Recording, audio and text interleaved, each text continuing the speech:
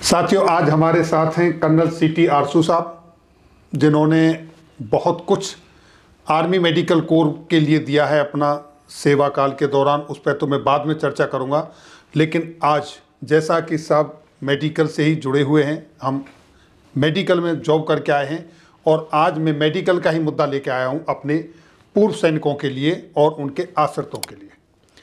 ECHS, जैसा कि आप सभी जानते हैं, 2004 के बाद जब से ECHS एग्जिस्टिंग हुआ है, तब से लेके पूर्व सैनिक और उनके आश्रित ECHS में जाते हैं। लेकिन आज ECHS के अंदर जो शिकायतें मिलती हैं, दवाइयाँ नहीं मिलती हैं, अगर कोई अपने पैसे से खरीदता है तो उसका रीइंबर्समेंट नहीं होता है, इस तरह की अनेकों शिकायतें वहाँ से मिलती रहती हैं। मैं चाहूँगा कि कर्नल साहब इस पर कुछ अपने विचार रखें। क्या ये सिस्टम सही है? अगर सही नहीं है तो क्या खामियां हैं? अगर खामियां नहीं हैं तो जवान क्यों परेशान हैं? क्यों ECHS की ये प्रॉब्लमें हर रोज उठ के आ रही हैं? Sir please. धन्यवाद।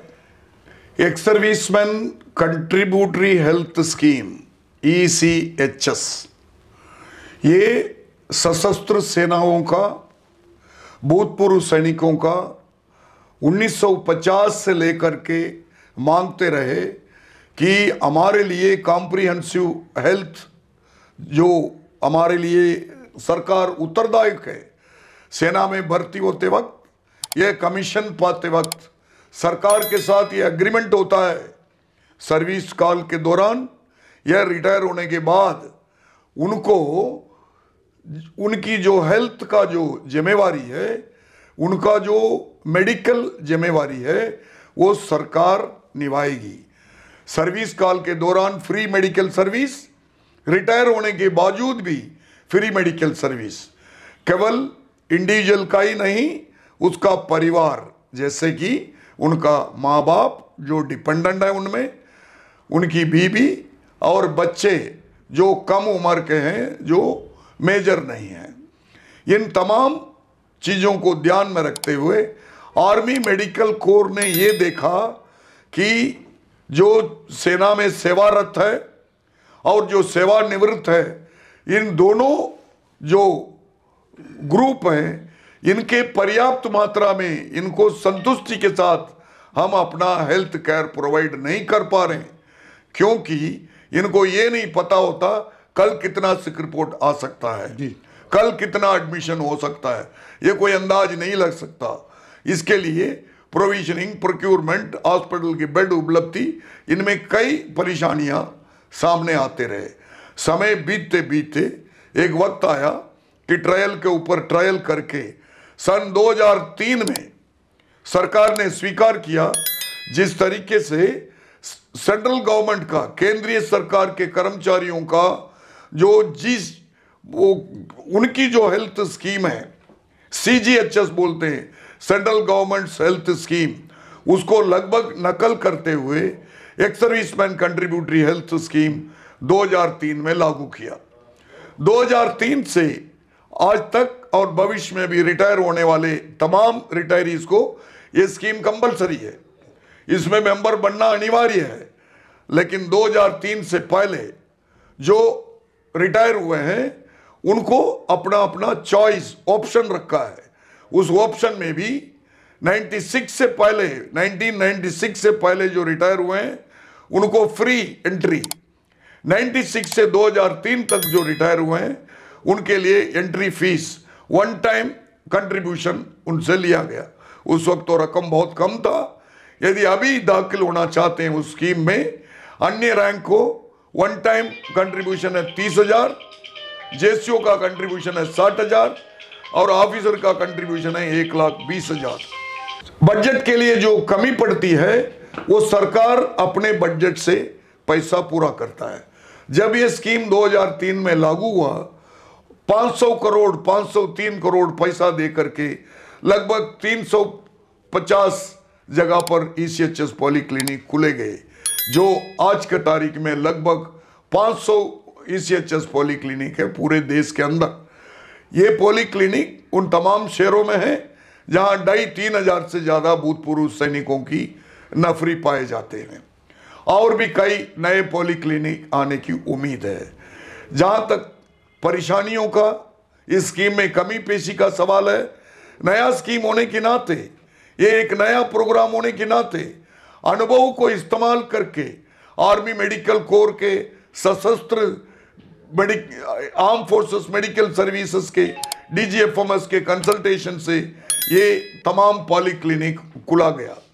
अब हमारे ये मानना है जो बजट साल भर हर साल जो बढ़ाते आ रहे हैं, जितने भी बढ़ाते आ रहे हैं, वो पैसा कमी होते जा रहा है, क्योंकि हर साल रिटायर होने वालों की गिनती ज़्यादा, जैसे एक सर्विसमैन बूढ़े होते जाते हैं, जितने एज ज़्यादा बढ़ने वालों की जब गिनती हो जाती है, उनकी मेडिकल रिक्वायरमेंट, उनकी बजटरी रिक्वायरमेंट, उनकी माँ बाप भी बूढ़े बुजुर्ग होते हैं, इसमें थोड़ा प्लानिंग में जो है थोड़ा बहुत कमी पेशी होने की वजह समझ लीजिए कि 4,000 करोड़ रुपया सालाना मांगा, लेकिन खर्च निकला 5,600 करोड़।